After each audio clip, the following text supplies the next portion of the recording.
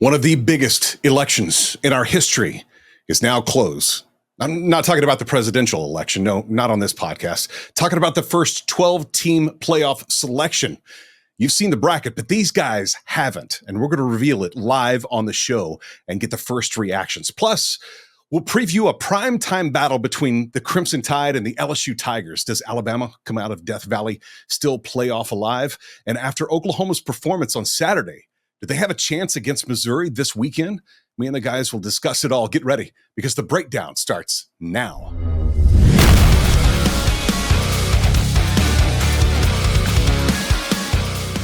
Welcome to the Midweek College Football Breakdown. To say it's been a crazy week is an understatement. Who scheduled a presidential election and a college football playoff reveal on the same night? Do they not check schedules and at least confirm things before they do stuff like that? As I mentioned at the top, you've more than likely already seen the first bracket made by the CFP selection committee. However, these guys stayed off of social media. Yes, they did. Neither one of them looked at it.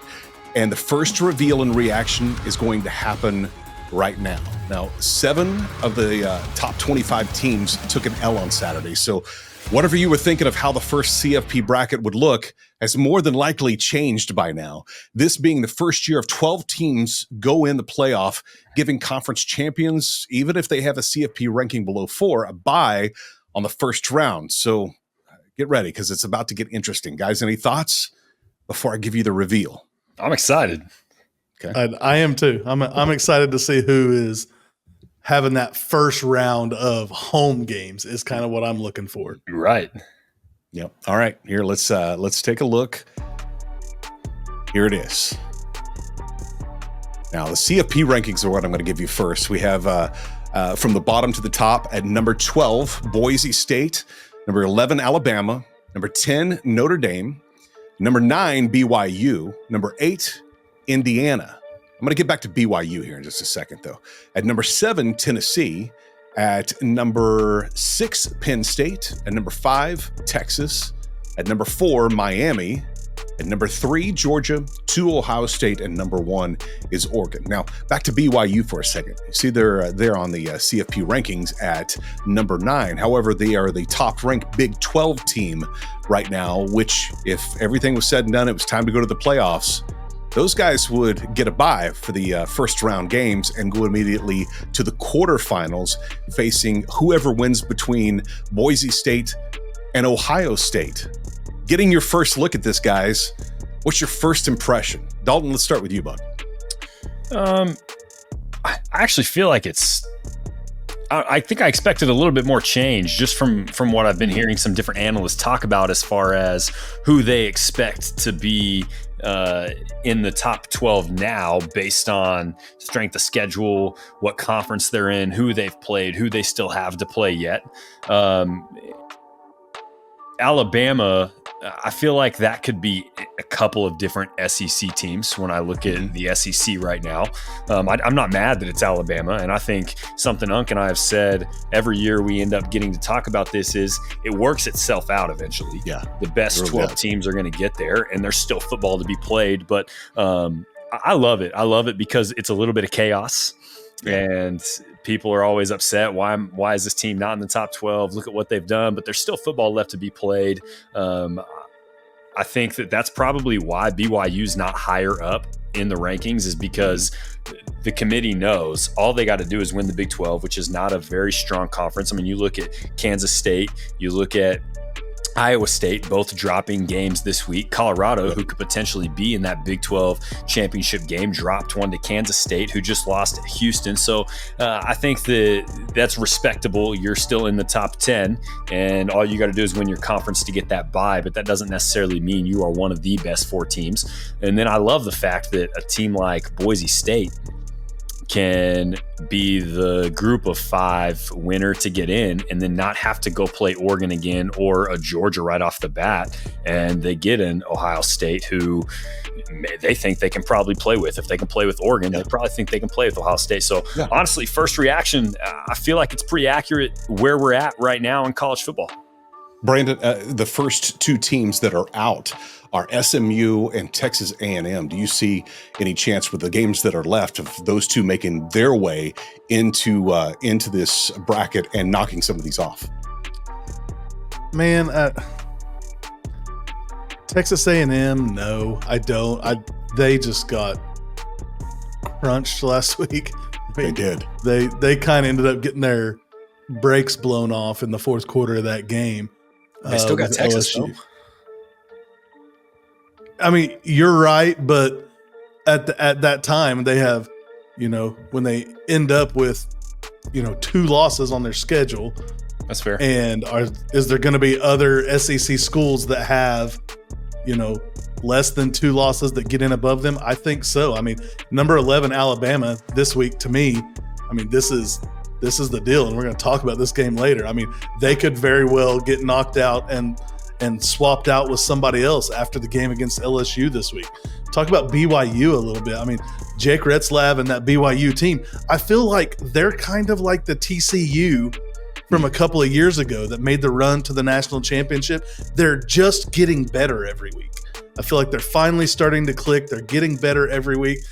It is interesting to see them, fourth, seated fourth in the bracket, especially knowing that they're the number 9 ranked team now. Right. Seeing them at 4 in the bracket, but playing in a weak conference in the Big 12,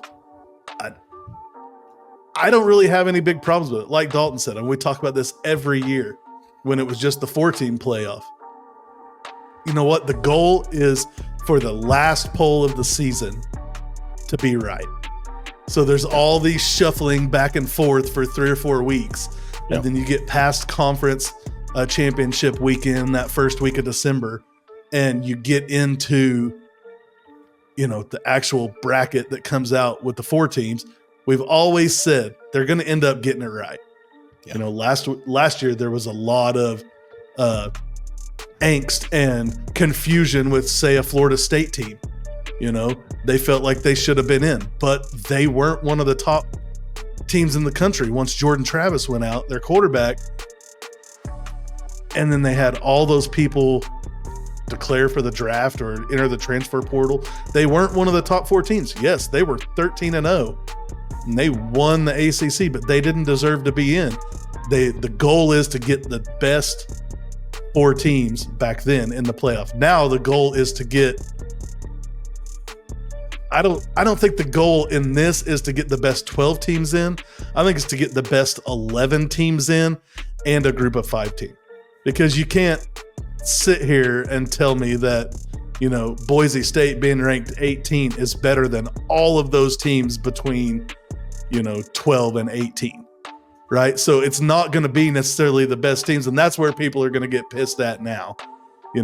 Is it's not going to be the best 12 teams. It's going to be the best 11 teams, and unless the group of 5 school is in the top 11, it's not going to be the best 12 teams. If the group of 5 team is in the top 11 rankings at the end of the season, then it very well could be the best 12 teams, but it's not going to end up being that. It's going to be fun to see how things shuffle around going into, every weeks. And I'm going to keep a stat sheet or a chart of how it changes every week, so I can go back and look at it and see what happened. But it's going to be really cool to see how it pans out. I think what I'm looking forward to most too is Army has a chance to do something hilarious and win out and make the committee have to choose between Boise State and Army. That's or true. Pick both of them over who. So I'm just curious to see how that plays out and if Army can beat Notre Dame. Well, let's play a little hypothetical here and not go through every one of these all the way to the championship. But let's just go from first round to who would play for the top 4 teams here who have a bye in the quarterfinals. So hypothetically, Ohio State, Boise State right now play. Which one of them is going on to play BYU, Brandon? I mean, I think Ohio State. I think they're a better team. Boise, to me, has one of the most obviously electric players in the country in Ashton Jeanty, but I think you end up with an Ohio State, BYU, Ohio State traveling to BYU for a quarterfinal game. That would be pretty interesting. That's who I would pick right now if we were picking. Indiana versus Tennessee. One of those goes on to face Oregon. Dalton, who you think there? Man, Indiana is really, really good, and we talked about this last week. And I think that in this playoff game, it's one of those. A lot of emotions on both sides. I think Indiana is going to be up and ready for that game. But looking at the difference in 9 and 8, you got to go on the road to Tennessee. I think I'm going to go with an SEC team there who's played in those big games this season, got the win over Alabama at home. They know how to win at home.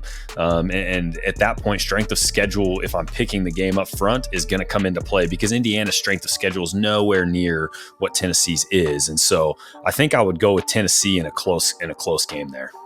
Brandon, 2 SEC teams here in the third game, Alabama and Texas. Between those two, game played today, who's moving on to face Miami?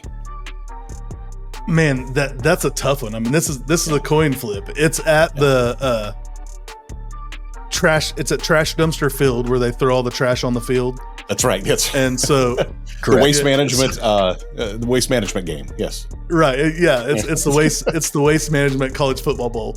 Right. I don't know who I would pick, honestly. I'm still not sold on Texas, but we know Alabama is not the team that they've been. I would probably say right now, because it's at home for Texas, I would probably pick Texas, but I think that one goes either way, really. If that game was today, I wouldn't touch it in my locks of the week, I'll tell you that. Well, and that's something unique about the playoffs, with not only just being 12 teams, but the home games not being played on neutral sites for this first round. And even the quarterfinals, I believe, too, right? Those are all home games for those 4 teams as well. Last year, we've got Notre Dame headed to Happy Valley to play Penn State. If it was being played, this is all hypothetical, if it was played right now, the winner going on to face Georgia. Dalton, who would you pick out of these two, Notre Dame or Penn State? Penn State. I don't think Riley Leonard or that Notre Dame team is playoff ready. I agree. Yeah. Maybe so, man. Well, there it is. Your first look at who the committee thinks should be in this. And I like you guys, I saw it and I was like, okay, this pretty much makes sense right now. And we have 4 more weeks, I believe, of the regular season. And then championship games to determine how this really will look for the final one. We'll continue to update this graphic each week as teams move in and others fall off. But that right there is a start. Now, the Crimson Tide rolled down to Death Valley to face LSU in prime time this Saturday. They call this place Death Valley for a reason. Both teams feel decently similar level-wise this time. Not the same vibe as years past, but that's when both teams have kind of been on their A game, at least the past few years anyway. But more times than not, it's a game that you don't want to miss, regardless of where they are in the rankings. Dalton, Death Valley, always a challenge for any visitor. So what does DeBoer and the Tide need to do to roll back to Tuscaloosa with a win after this weekend is said and done? I want to see them play physical football on the defensive side. Watching Alabama give up yards and give up points consistently is just, it's not normal, right? Like, we're not used to that. And I think that we've seen them get bullied. I think that there was a chance for Alabama to beat Tennessee, right? Alabama had their opportunities to win that game, and they had possessions where they were more physical and were more dominant than Tennessee, but it wasn't consistent. Their discipline hasn't been good. They've been getting a lot of penalties. I would like to see them go and just this feels to me like a Brian Kelly special where he's going to be mad after the game of why can't we just finish these close games type of thing. I think that it's going to come down to more so less on if Alabama just does what Alabama can do well. I think LSU is going to find a way to screw this one up because I don't think that they are built to win multiple big games in a season because Brian Kelly hasn't proven that he's going to be able to do that. I want to see Alabama play disciplined football for 4 quarters, move the football, win in the trenches, and just not let LSU be more physical than they are all night long. Brandon, I know you got some thoughts on this game. It's going to be a big one, prime time, one to watch for sure. Excited about this one. What do you think as the away team Alabama needs to do here? I mean, I agree with Dalton. They need to be physical on the defensive side of the ball. Have to be, right? It was proven it's been proven a couple times this season that if you get pressure on Garrett Nussmeier, the quarterback of LSU, that he'll throw some picks. I mean, he's thrown 9 interceptions so far this season. He's also thrown for over 2,600 yards and 20 touchdowns. So he's having a heck of a year. He's really having a better year right now than Jalen Milroe, who a lot of people wanted to win the Heisman last year early on in the season. I just think Alabama is going to come into this game being more physical, maybe playing a little bit more of that Alabama-style football. They've lost 2 out of their last 4. I get it, to Tennessee and Vanderbilt, but last week they just beat up on a broken down Missouri team, who we're going to talk about a little bit later, but they just beat up on a broken down Missouri team, and Missouri had no answers. They shut them out 34-0. I think if they come in with the physicality of the Alabama football program that we know, I think Alabama walks away, with probably a 10-point win, maybe even a little bit more. It's going to be a fun game to watch. I can't wait. That's going to be my evening viewing on Saturday for sure. No, I guess it won't be. Never mind, because there's an OU game in the evening. Oh, that's right. On Saturday. Our game's at 6:45. We're just still used to the Big 12. Sorry, people. You're right. I'm still thinking that I'm getting an 11 o'clock game, but it's gonna be a good watch, and that may have to be on the iPad while I'm watching on the TV. But exactly, and that's what I was going to say. That's why Alabama's just got to play physical football. If they play physical football on the defensive side of the ball, especially, I think that they'll get to Nussmeier and they'll cause some havoc in that offensive backfield for LSU. Yeah, I mean, even if he throws 400 yards, if he throws 3 picks like he did against A&M, then you're in a spot to win by double digits, just like A&M did. Yeah. Yep. A lot of eyes on that game.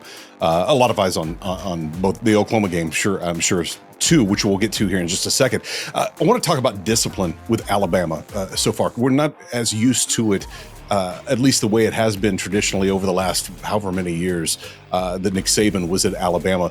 Discipline with Alabama seems to be the thing that has been missing with a brand new coach, and obviously some new players too, but even there's always been new players roll into Alabama.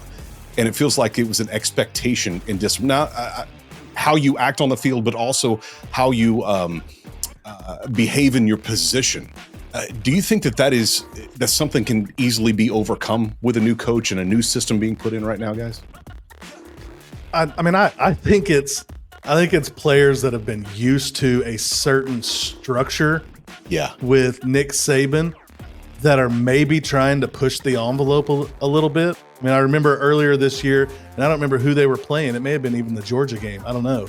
But I remember when they were trying to make the defensive back get off the field, and he wouldn't come off the field. That's right. Yep. And he turned around and told him no. If that had been Nick Saban, that kid might not have played the rest of the season. I don't care how good he was, how many stars he had next to his name coming out of high school. I just don't think that there's the respect there for Kalen DeBoer yet. Can he get there? Yeah, but I feel like the team is a little bit on the rails. They're not used to being 8 weeks into the season and having, 2 losses yet. So I feel like they're a little bit off the rails, and I don't know. Kalen DeBoer is a good coach, and he's been successful everywhere he's been, but he's got a little bit of work to do. Well, that's something that Nick Saban talked about, not only in motivational talks here and there, but also on College Game Day before the world, was his transition in 97-98 from being a transactional coach to a transformational coach. And I wonder if some of that hasn't been relayed, with a new coaching crew. It's not the same feel there, and we're getting some of the transactional things back at Alabama. I'm not saying that there is. I just wonder if that's some of the stuff that's being brought back in. And hey, we just need to win. It doesn't really matter how or what you're doing off the field. Where it was that way with Nick Saban, and just like you mentioned with the guy that would not come off the field, that guy would be. It'd be like one of those spies or one of those guys working for the government that needs to be. Manning a missile silo up in Siberia. That's probably what would happen with that guy. We never hear from him again. He'd be gone. Yeah. Saban would have wasted a timeout and sent that kid to the locker room. Yeah. No, he would have been absolutely in his face. He might have even been out to the numbers to get him off the field himself. And that's the whole thing too about that. Alabama. When's the last time we've seen this stat from them? They're averaging 79 yards per game in penalties. They're on pace for a 1,000-yard season in penalties. That's just not a discipline. That's not a disciplined football team in general. Not at all. And now you're talking about Alabama. Who would have thought? So no one. It's we see it. Everybody sees it. The discipline on the field, not even just with penalties, but in the Vandy game, throwing the fits and kicking the football away from the ref and throwing mouthpieces down in the grass and just tantrums. It's just like that's. I get it as a coach. You want, like you said, Ant, win at all costs, whatever we got to do. But I think there was something where Nick Saban not only developed really good, disciplined football players, he developed young men. And it's a big deal. Again, I'm not saying DeBauer's not doing that, but it definitely looks different. And then you see the yards and penalties, and it's like, maybe this is where the conversation, is it really transactional or transformational? What kind of coach is happening here? So yeah, they're definitely not disciplined right now. Yeah, so true. A lot to get to on this one, so probably should just jump in. Oklahoma locked a W at home against Maine, a game that got moved to the afternoon, from the afternoon to the 11 o'clock Central because of weather potential. And I hear that some of that moved in. A lot of tornado sirens. B, I know you're there. You heard some in Sellers, 6 a.m. in the morning. The D had some good moments, not as many as maybe one would hope, playing against an FBS team. The offense, hopeful with Jackson Arnold finding a rhythm and even, dare I say, some confidence with a 90-yard connection for a TD, throwing on the run from his own end zone. B, I'm going to start with you here. Is our boy feeling it, or did he just get lucky in this game? I mean, I don't think he got lucky. Listen, I think the kid's a good quarterback, and I know early on in the season I was so frustrated with him, especially after that Tennessee game. And, I was excited to see Michael Hawkins Jr. get a chance. And I'll say it now. I said it to my wife last week. But even before the game on Saturday, I said to my wife, I gotta go back on my statement. I mean, I think this should be Jackson Arnold's team. I think Jackson Arnold should be the starter. He's a hell of a quarterback.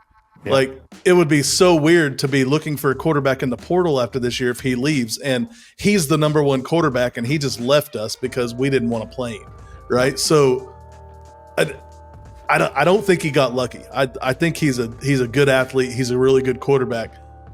I just think that we've changed the offensive scheme. We have.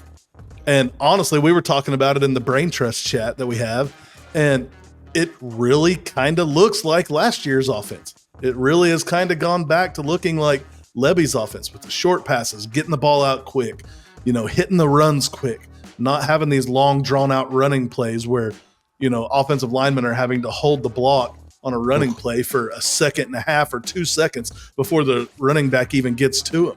I feel like things have changed a little bit, but I don't think he got lucky for sure. I think there's definitely a skill there, and he had a hell of a game on Saturday. I know it was Maine, and I'm not here saying, we're back. Our offense is great now. That is not the case. But I do see progressions that I have not seen all year until now, and so I'm excited. Dalton, going to Missouri this weekend. Does Oklahoma have their first sense of swagger this season after the Maine game? Yeah, I think they do. You hope not. You think they do? Yeah. No, I do. I think they do. I hope not. My whole thought is, man, this is Maine. Yeah, it's Maine. Yeah, you have right. We came out and went 3-and-out and punted, and they drove right down our throats and scored a touchdown. I know we won 59-14. I know Jackson Arnold made some incredible plays. I know that we finally had a 200-yard rusher. I get it. It was fun. It was fun. I had to go back and rewatch. I watched most of the first quarter, and then I had to go watch the rest of the game later that day. But so I didn't get to see all of it live. And when I'm watching, I'm like, oh, man, so this is what it was like a year. It's fun. Yeah, cool. It's still only our 5th win. It still took us a little bit. But that's also what it could have been like all year until now if we'd have just run this offense. I'm not saying we would have had that kind of success, but we wouldn't have looked like a horrible, horrible football team. I don't feel like. That's my problem, though, is we played a horrible, horrible football team. And so No, I know. It's exciting. It was fun to watch. Big plays were fun to watch. It was nice to see some freshmen getting in there that haven't played yet. And it looked like on the offensive line, there were just some guys that they were just trying to prove like, all right, I'm going to show you what it looks like to hit somebody. I'm going to show you what it looks like to move somebody, to come off the ball. Again, I need everybody should need to see it against an SEC opponent. I mean, and this is the week. This is the week. Good luck against Alabama at home. Not saying that it's impossible, but it's very dang close to impossible. Good luck at Death Valley. You know what I mean? Like, this is the week right now. Depleted Missouri team, but I'm not going to sit here and say it's a guarantee. I'm confident. I'm more confident than I've been all season. I'll say that. Part of what you said, we've done a completely different thing on the offensive side of the ball. It was Maine. It was Maine. Not 100% bought in yet. Sometimes I'm not though, either, you just but need I to get, do see some progression and maybe some confidence building again, in those guys. And sometimes you need to feel that team for, you've been making that joke, a D2 team, right? And there's a reason. Like, it's Maine. Show me you can do this against an SEC opponent. Show me you can do this consistently, and that we can fire off the ball against Missouri the same way you fired off the ball against Maine. Just because so that's part of what I felt. I felt like watching OU play, they knew they were bigger, faster, and stronger, and we're just going to out-athlete them. And they were like, oh, I'm confident because I know we can dominate them. We can bury them into the ground. Okay. Walk in with that exact same word you use, swagger, against Missouri. Believe you belong there, regardless if you're a freshman, regardless if we've got other people injured. No, quit using excuses. You didn't use an excuse against Maine, so why are you going to use an excuse against Missouri? Walk out there and try and play dominant physical football, and no more excuses. Like, stop with the freaking excuses. Well, and while it is Maine, sometimes you need to feel the rep with a result that's great. And we haven't had a rep like that in really any game at all this season. To have that, I mean, when has Jackson Arnold felt the confidence to run around in an end zone and sling the ball and go for nine? Just connect with his receiver in stride. That hasn't happened maybe once the rest of the season, but to get those reps in where you're accomplishing something. Now I know what that feels like. I know it's going to be harder to do against Missouri, or it's going to be harder to do against LSU or Alabama, games that we still have coming up. But now I know what it feels like, and I've got to get back to that feeling again.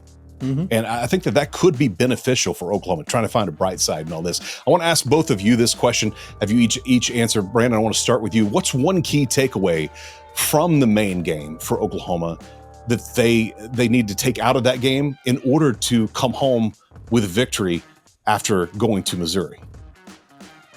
Gotta be able to have some success running the ball. If they can have some success running the ball, then it opens up the long shots. It opens up the middle of the field, period, because you get those linebackers, encroaching in towards the line of scrimmage, opens up crossing patterns behind them and tight ends behind them and running backs running a little V pattern out of the backfield. It opens up all that stuff. I think it's got to be the running game. You have to have some success running the ball. And I mean, Missouri's defense has only given up 17.9 points a game. They're 17th in the country out of 134 teams in opponents' points per game. So if we can establish some type of running game, and it doesn't have to be having a 200-yard rusher. It doesn't have to be, having a 150-yard rusher. If we can rush combined for 150 yards in this game, I think we got a really good chance of giving our defense some rest against this offense, even though this offense isn't very good, but we got to be able to run the ball. I mean, you ask me what the key is a lot, and I've always come down to the team that runs the ball better wins, right? Yeah. It's right more than it's not. I think we have to be able to establish a running game. We have to use some of those, freshmen and young offensive linemen like Eddie Pierre-Louis. I know he got the unsportsmanlike penalty or the personal foul penalty for just hitting that dude late. You know what? I love it. I love to see that kind of fire. Speaking of him, he's trying to show out. Did you see that Brent Venables said he might redshirt now? Well, he might. And here's the deal, though. We can play most of these guys that haven't played yet in the rest of our games this season. So I thought Eddie Pierre's taking snaps. I think they said on the radio that he's taken snaps in one other game. Okay, so he's still got two. So he's still got 2 games left. So that's another deal with where we're at in the season. Guys that haven't played. That's why we're seeing some new blood on the offense. There was one point in the game on Saturday where we didn't have anybody older than a sophomore on the offensive line, and we were still moving the ball. I know against D2, I get it, but we were still moving the ball, getting those guys some live reps, some live game situations. That's not against our defense. It's against somebody else's defense in the stadium with the crowd. If we can be able to run the ball, I think we got a good chance at beating Missouri on Saturday. So, quick question off of this, and sorry to interrupt that. No, now knowing that, Unc, if he say EP has 2 games left, you got to play him this week, right? Knowing you get like this is a to get bowl eligible, right? Like Yes. You got to play him this week. Do you play him at home? Because the bowl game doesn't count, correct? Correct. So, do you play him at home or do you play him on the road to Death Valley? I say at home. I say at home. That would be my deal. Play him at home. Don't put him out there in a hostile environment. Right. Play him at home against, honestly, the team that 90% of the fans say they would rather beat, probably Alabama than LSU. Sure. So play him at home against that team and give him a shot. Well, Dalton, going to you with the same question. What is one key takeaway from the main game that Oklahoma needs to take into this game against Missouri in order to come home with a double? My first thing was going to be what he said. And then the second part of what he said, he also mentioned it. You got to be willing to take deep shots. We got to let him throw the ball downfield, especially if we get one-on-one situations, take some opportunities. So let's talk about the defensive side of the ball then. If it's Drew Pine, the dude threw 12 passes and 3 of them were picks against Alabama. Yep. We've got a good defense. I believe in our defense, but even more than we have, we should absolutely go after him, make him make plays. Don't let him sit in a pocket and get comfortable. Don't revert back to soft defense where we're playing zone coverage and there's 8 back there. Go after Drew Pine. Don't let him get comfortable. Force him to turn the ball over. When our defense scores, man, that just elevates everybody on this team. It just brings us a sense of energy. And I think that Drew Pine's probably not ready for it. How would you? You just threw technically 9 completions and 3 of them were to the wrong team. And you had an 11.1, rating. So I think that we've got to go after them. Stop the run. They rushed for over 100 yards on Bama, and that was the only thing they had going for them. Stop the run. Go after Drew Pine. Make them make plays, and force them to get the ball out quick, and then let Jackson work. Let Javonte Barnes work. Got to control. Sorry, Ant. Got to control Luther Burden a little bit. Luther Burden is a stud. Was originally committed to Oklahoma, switched to Missouri. Luther Burden is a stud wide receiver. He will also run the ball, but not a whole lot. He's got 7 rushes for 105 yards and 2 touchdowns, though, on the season. He's got 450 yards receiving and 4 touchdowns through the air. He is their catalyst on offense.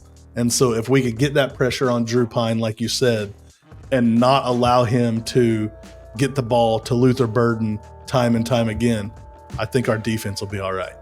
Yeah, I mean, because that's it. Even when it was Cook, Bama did not let Burden get going at all. He was almost non-existent in that game. 3 catches, had a couple rushes, but it was for nothing. And so that's why I also don't want to see us back 10 yards off the ball.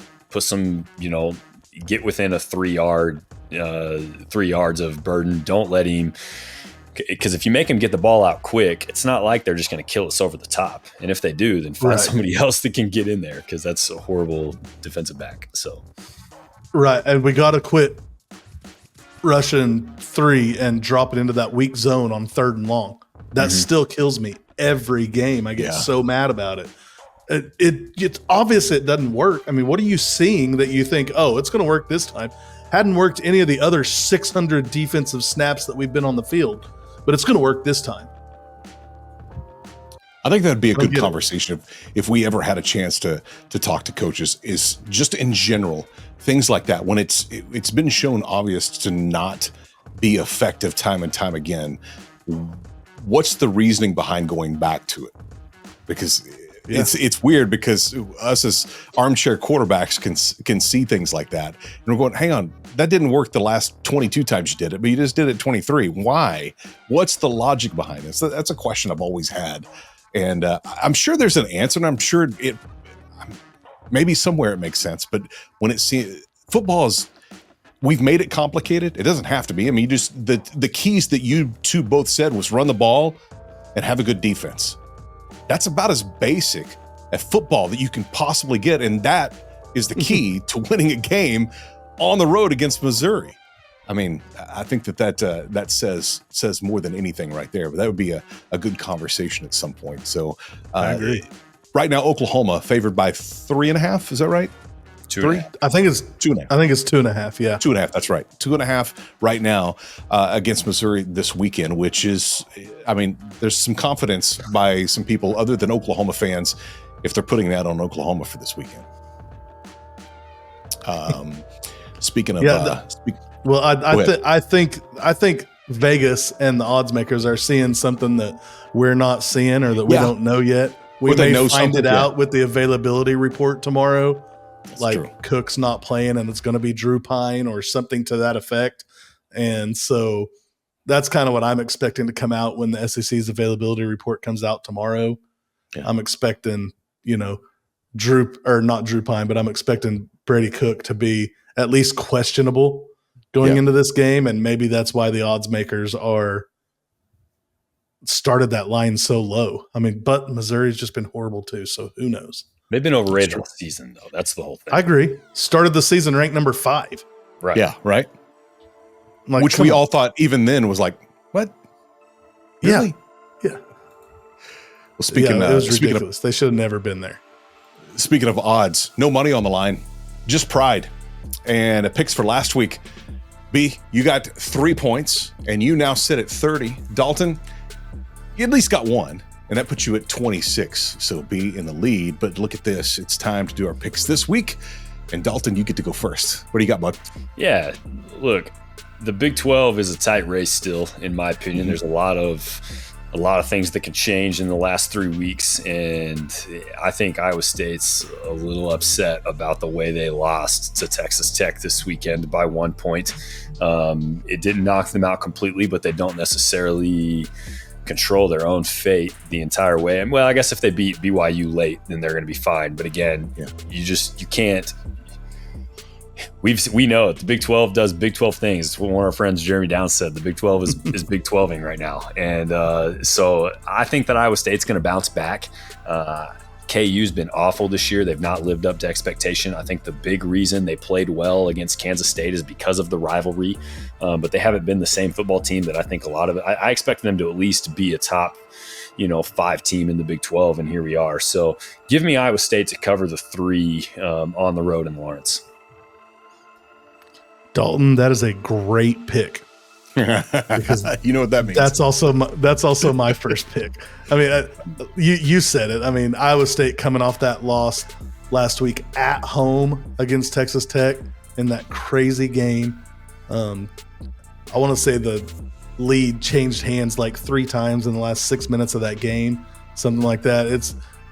It was just crazy, and they're going to be pissed coming off of that game.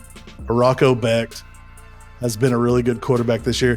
Jaden Daniels, who we really thought was going to be a great quarterback this year off of his performance last year, has just not lived up to snuff. He's thrown 9 interceptions, only 11 touchdowns, only thrown for a little bit over 1,500 yards through 8 games. I don't see KU being able to stay with them. I think Iowa State probably wins this game big, tries to make a statement coming off that loss last week.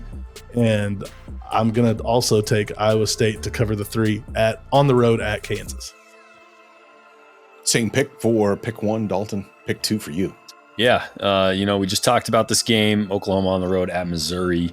And, it's been mentioned a couple times. Does Vegas know something?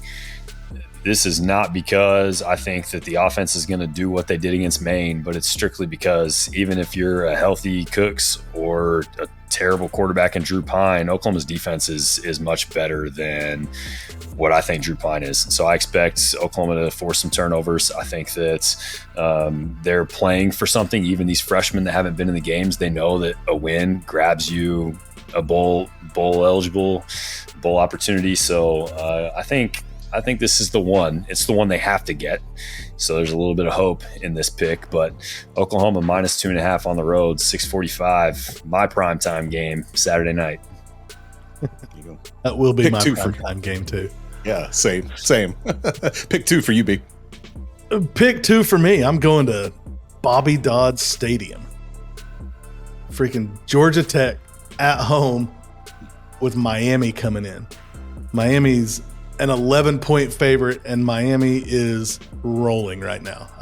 I know early on in the season we felt like they were gifted a couple of games, but they are just rolling right now. Cam Ward is on it. He's already thrown for over 3,100 yards through 9 games, 29 touchdowns, only 6 interceptions. Playing Haynes King and the Georgia Tech team, I think Cam Ward, Xavier Restrepo, their wide receiver, they're just going to be the big difference in this game. I don't think Georgia Tech can even really keep it close. I think Miami runs away with this and covers that 11. So I'm going to take Miami minus the 11 on the road at Georgia Tech. It's time to do some master locks. Dalton, who you got this week? Yeah, look. Florida with their third string quarterback. Third string. Lagway goes down. Somehow has a chance to beat Georgia. I know the score ended up 14 points, but that was a really close game for a long time. Florida had those opportunities to win. They're depleted with injuries right now, and they're still finding ways to compete. Why do I think that that Texas is gonna beat Florida by 21.5? I don't. The only way this happens is if the beer cans go flying again and the refs change their mind on some stupid stuff. So I don't know who's going to start at quarterback for Florida. I don't know who's going to run the ball. I don't even know if they have enough guys to play football with all the injuries they got going on over there right now. But I do think that they will compete. Texas is not as good of a football team, and we talked about that. Texas probably wins, but I'm going to say they're on upset alert and give me Florida plus the 21.5. My master lock. All right. Time for your I don't master think lock. that's a bad pick. And they were talking today on the radio that DJ Lagway's injury was apparently not as severe as they thought it was. So there is actually a chance that he plays, is what they said on the radio today. That being said, I ain't touching that game. So That's a big spread, 21.5.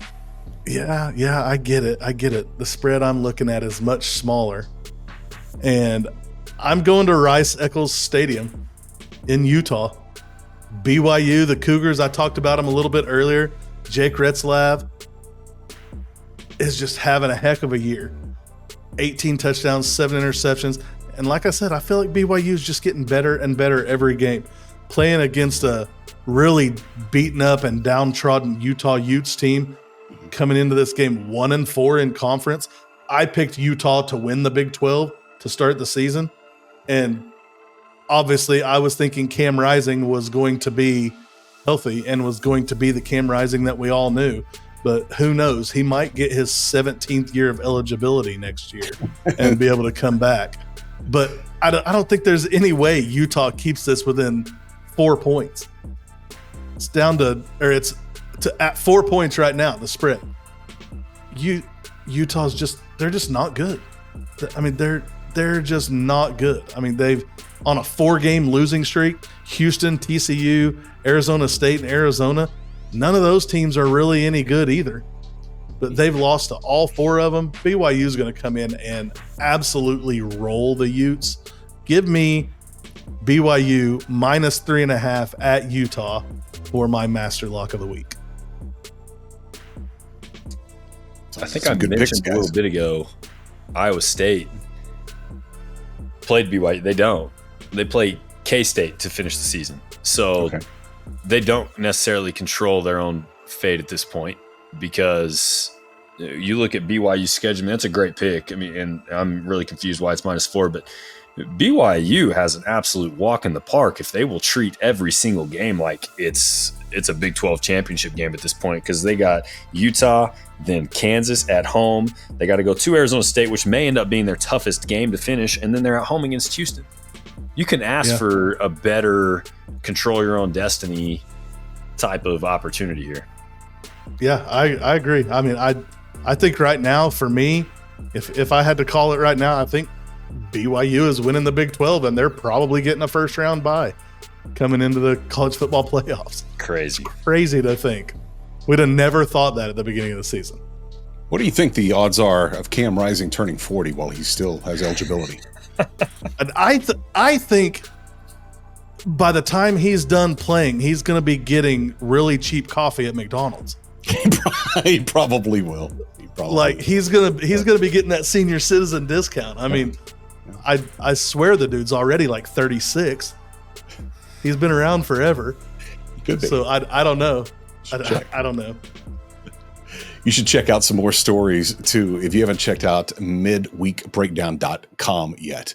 We give you stories throughout the week on and keep you kind of updated on all the things that are happening as we're finding them out as they're breaking. We're posting them there as well. Check out, if you haven't yet, midweekbreakdown.com. Wherever you're watching, wherever you're listening right now, remember to hit subscribe and rate this episode. It's free for you, and it helps us out tremendously. So go ahead and hit that like if you're on YouTube, hit subscribe, and like this episode, and never miss one of them. We appreciate you guys being a part of this week's Midweek Breakdown podcast. I agree. It's been fun, guys. But you know what they say, right? The weekend is good, but the midweek is always better. And boom goes the dynamite.